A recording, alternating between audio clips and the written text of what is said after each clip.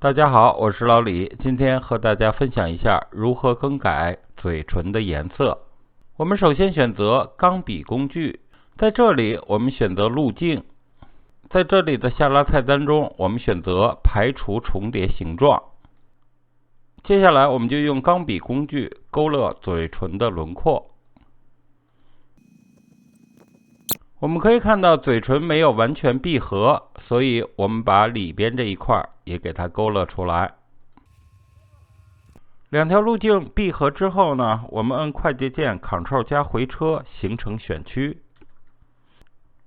我们通过快捷键 Shift 加 F6 调出羽化。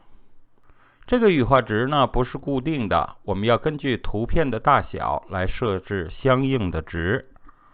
接下来我们点选右边面板中的创建新的填充，在这里我们选择纯色，在这里我们挑选一个暗红色，然后按下确定。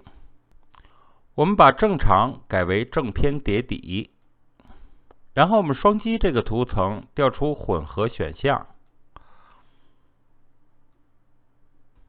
接下来我们选择下一图层，按住 Alt 键将右侧的滑块向左进行移动。这样做的目的呢，就是为了提高它嘴唇的高光部分，使画面显得更加自然。调整完成之后，我们点下确定。我们来看一下它的效果，之前的、之后的。如果我们想给嘴唇换个颜色，我们到右边的面板中去双击它，调出实色器，我们就可以更改成我们所想要的颜色了。点击确定。好，这就是今天我和大家所分享的如何给嘴唇更换颜色。我是老李，非常感谢大家收看，我们下次见。